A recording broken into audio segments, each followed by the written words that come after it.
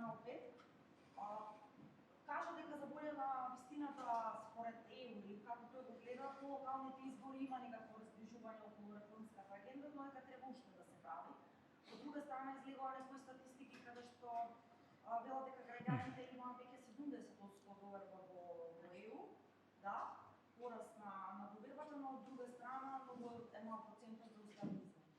Кое е решението според вас, според СДСМ во оваа лимбо ситуација, ако од една страна власта е исклучиво против уставни измени, Рогас повтори дека ставот на ЕУ не може да се менува, тоа што е тогаш договорено нема никакви гаранции, и од друга страна, како што велите, изолацијата или заглобеноста на тој ЕУ пат. Добро.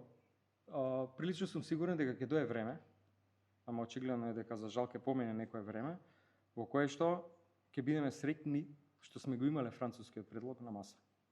И ќе не биде жал и криво што не сме го прифатиле тоа што е понудено од Европска Унија. Тоа што граѓаните во 11% само ги прифаќаат уставните измени, за мене е еден сигнал, еден од сигналите дека навистина се информирани во огромен процент, за жал, од центри за информација кои што шират лажни вести. Зошто ова го кажувам? Кога ги прашате и власта, кога ќе прашате власта, никој нема против уставните измени сами по себе. Никој нема против внесувањето на бугарите во уставот.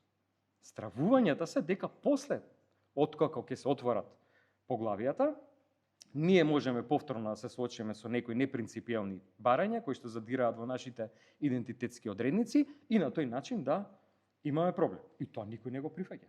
Тоа и ние не го прифаќаме. Кој сака да оди по таа цена напред. И затоа јас ја дадов предлог резолуцијата. Во која што? А за жал, ниту една партија до сега не одговори.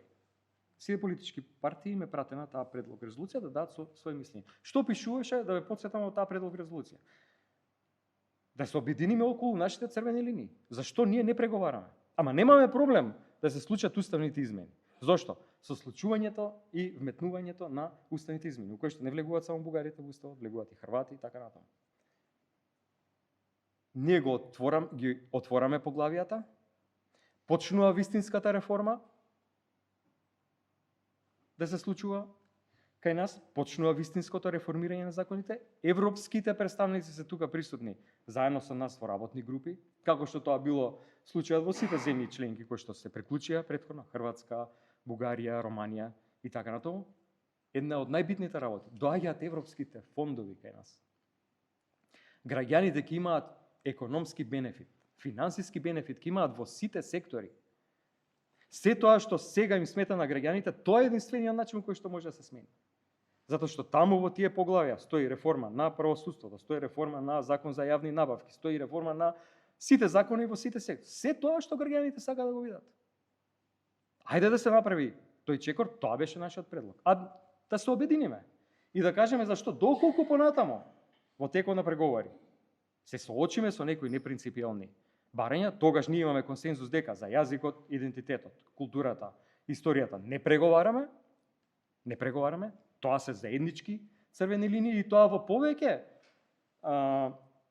ситуации. Секој од политичките партии го има потенцирано. ВМРО-ДПМН го има потенцирано. Ние сме го потенцирали. Ајде да седнеме на маса заеднички да го ставиме тоа. Нека тргне напред работата, а понатаму, ако се соочиме во таква ситуација, повторно имаме механизми да разговараме, да седнеме, ние сме се договориле дека за тоа не дебатираме, ние за нашите идентитетски карактери, кои што до сега во овој никако не се загрозени, ниту со францускиот предлог, ниту со не се загрозени. Се поставува друго прашање. И од тука врската со авторитарните режими во Србија и Унгарија. Например, не се само уставните измени во францускиот предлог услов. Еден од чекорите кои што треба да се направи се отворањето на досијата на тајните служби. Да не од тоа бега ВМРО-ДПМН. Сите поранешни социјалистички земји тоа го направиле, ние не сме го направиле. тајните служби од една држава што веќе 35 години не постои. Од што стравуваат? Ако кажуваат дека уставните измени не им сметаат. Така да, ете, тоа е мојот став. Една друга тема, вчера кратко во телевизија 24 од пратеничката група на ВМРО ДПМН кажа дека најверојатно ќе се одржи анкетната за почети за останатите несвеки, рекоа дека тие ќе номинираат своји членови. Левица веќе го направи тоа, номинираа свој член и заменик, иако официјален допис и тие како вас не добиле од собранисти, од спикер Гаши. Докаде сте вие со тоа? Нека дадат писмо и ќе номинираме. Ако сите ја почнуваат праксата да номинираат без писмо за барање, ние ќе го направиме тоа, не бегаме од тоа. Нема никаков проблем. Уште денес утре ќе ги номинираме членовите за анкетната комисија. Се постава прашањето зашто нема официјално писмо, како што налагаат процедурите во собранието. Тоа е вистинското прашање. Но нема проблем. Ние и тогаш кажавме и сега кажуваме, ќе дебатираме на сите теми.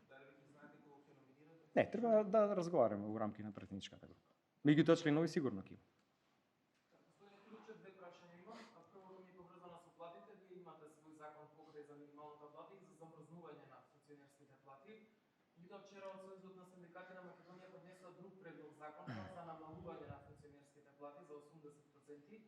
Дали вашата пратеничка група ќе го поддржи тој предлог закон? И второто прашање ми е поврзано со оние протести кои што се случува изминатите 2 дена на граѓани од повеќе градови кои што сакаат да управуваат возило без да имаат возачки дозволи. Кој е вашиот став на таа? Во однос на платите ја поддржуваме иницијативата, се дебатира на темата која што на Сојуз на синдикати на работниците им ствара немир. И ги разбирам. Треба да дебатираме на темата. И нема проблем. Апсолутно поддржуваме иницијатива во која што ќе се дебатира и ќе поддржиме. Ја лично. И целата пратеничка група, и тоа нека биде јасно дека е партиски став, намалување на функционерските плати.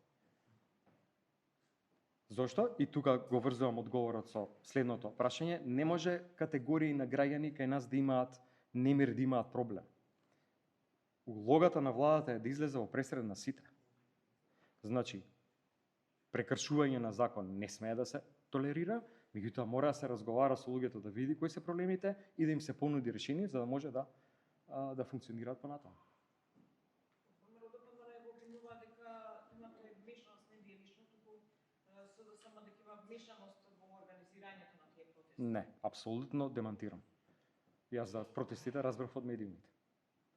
Ниту пак сметам дека е тоа начинот да се бара решение. Еве ова е начинот. Ние кажавме на почетокот за тој закон. Што сметаме дека е добро, што сметаме дека е лошо. Тоа е начинот да се најдат решенијата. Благодарам.